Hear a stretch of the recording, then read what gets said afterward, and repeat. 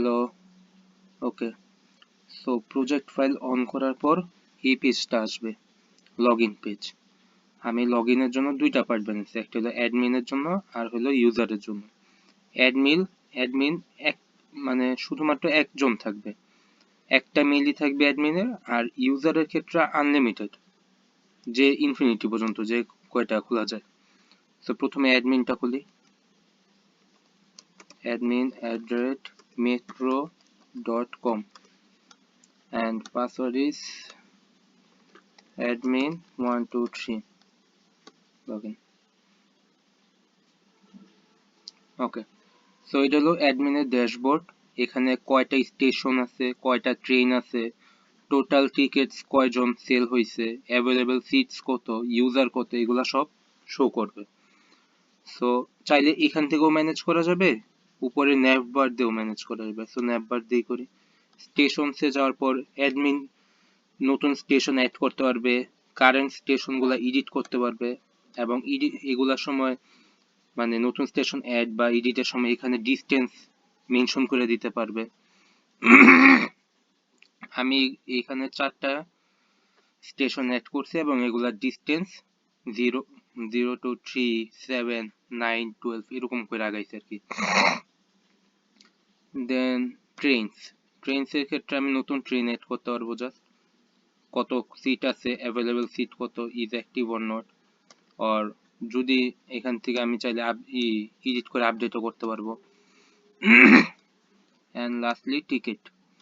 So ticket হলো main part আমাদের, যেখানে প্রচুর ডাইনামিক অপশনস ইউজ করা হয়েছে। যেমন আমি যখন বুক টিকিট করি, প্যাসেঞ্জার নেম দিলাম, সাপোজ কোনটো, from Uttara centre to Uttara north, train suppose metro 1 and quantity suppose 1।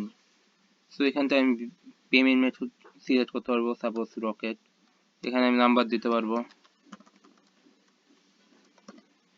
দেন এখানে ক্যালকুলেটেড ডিস্টেন্স অটোমেটেড আইসা পড়ছে, ওই যে আমি যখন স্টেশন অ্যাড করছিলাম ওইখানে আমি লিখে দিছিলাম যে পার কিলোমিটারে কত টাকা, মানে ব্যাকএন্ডের কাজ আর কি যেটা।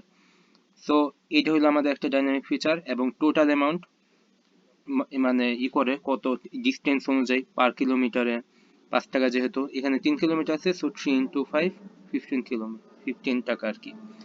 সো বুক অ্যান্ড পে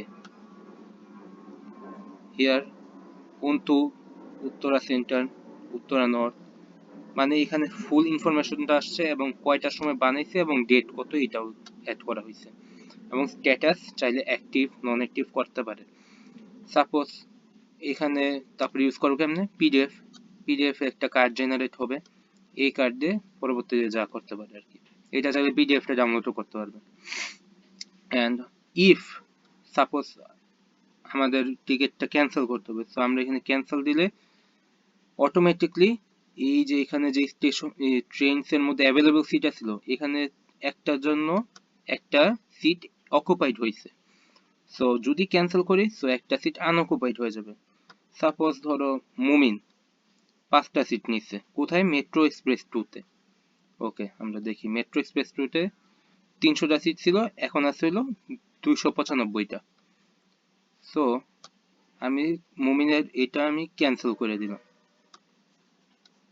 এইসব টিকিট আমিই কিনছি, ইউজারই কিনছি, এই কারণে আমি ক্যান্সেল করতে পারতেছি। মানে সরি, অ্যাডমিন প্যানেল তো। সো অ্যাডমিন চাইলে ক্যান্সেল করে দিতে পারবে। সো ওকে, ক্যান্সেল করে দিলাম। এখন ট্রেনসে যাই, সি মেট্রো এক্সপ্রেস 2-তে total seat 300, available seat 300, automatic সিটগুলা ব্যাক এসে পড়ছে। ওকে, এই ওভারঅল ছিল আর কি অ্যাডমিন প্যানেলের কাজ। এখানে ডাইনামিক ফিচার্স কি কি আছে, ডেট টাইম, ফেয়ার ক্যালকুলেশন, দেন এই যে ব্যাকএন্ডের সাথে ডাটা এক্সচেঞ্জ, ড্যাশবোর্ডে যে এগুলো আপডেট হইতেছে, দেন ট্রেন স্টেশন অ্যাড করার সময় যে আমি এখানে কিলোমিটার পার করে দিতে পারতাছি। টিকিটসের ক্ষেত্রেও সেম, আমি পিডিএফ জেনারেট করতে পারতেছি, একটা কার্ড জেনারেট করতে পারতেছি, ইভেন দো আমি ক্যান্সেল ক্রুড অপারেশনস গুলো ইউজ করতে পারতেছি। সো ওভারঅল এগুলো হলো আমাদের অ্যাডমিন প্যানেলের কাজ। এখন দেখি লগ ইন প্যানেলের কাজ কি। ও বাই দ্য ওয়ে, যখন নিউ কেউ এটা লগ ইন করবে রেজিস্ট্রেশন করেও চালিয়ে করতে পারে। তারপর আমি একটা নতুন রেজিস্ট্রেশন করে নিই, momin@gmail.com, password momin123, momin123, register. এখানে মুমিনের নতুন একটা অ্যাকাউন্ট খোলা হয়ে গেল। এটা হলো ড্যাশবোর্ড ইউজারের। তো ইউজারের ড্যাশবোর্ডে কি কি আসবে? মেট্রো রেল ম্যাপ, কোন জায়গা থেকে কোন জায়গায় ম্যাপটা আসবে, এবং এখানে একটা কিছু কোডস আসে এবং কি কি ফিচার্স আছে ওগুলো। সো স্টেশনের থেকে ইউজার প্যানেল যেহেতু স্টেশন চুজ করতে পারবে, সো ওদের জন্য আমি মানে নতুন স্টেশন অ্যাড করার অপশন রাখি না, ওইটা শুধু অ্যাডমিন প্যানেলেই থাকবে। ট্রেনসের ক্ষেত্রেও same, they can choose but they cannot add or use crude operations. এখন আসলো টিকেটের পালা। সো এখানে টিকেট অ্যাড করলাম, Mumin from Motijheel Agargaon metro express 2 quantity 1 bKash payment হলো কিছু একটা। সো এখানে আগের মতোই ফেয়ার ক্যালকুলেশন হয়ে গেছে। ধরো আমি এখানে যদি আগারগাঁও দেই এন্ড এখানে যদি উত্তরা নর্থ দেই, সো এখানে অটোমেটিকলি কিলোমিটার চেঞ্জ হওয়ার পর টাকার অ্যামাউন্টও চেঞ্জ হয়ে যাবে। সো বুক অ্যান্ড পে, এখানে আমি একটা টিকিট নিছি মেট্রো এক্সপ্রেস 2-তে। এখন দেখো ট্রেনের ক্ষেত্রে আমি তো মেট্রো এক্সপ্রেস 2-তে নিছি, 300 থেকে 299 ধরেছি স্বাভাবিক। তো এখানে কি 198 এবং এখানে 98 কেন? আমার যে অ্যাকাউন্ট আরেকটা আছে প্রাঙ্গণ, ওইখান থেকে তো আমি নিছি, রাইট? যেমন দেখাই, লগ আউট।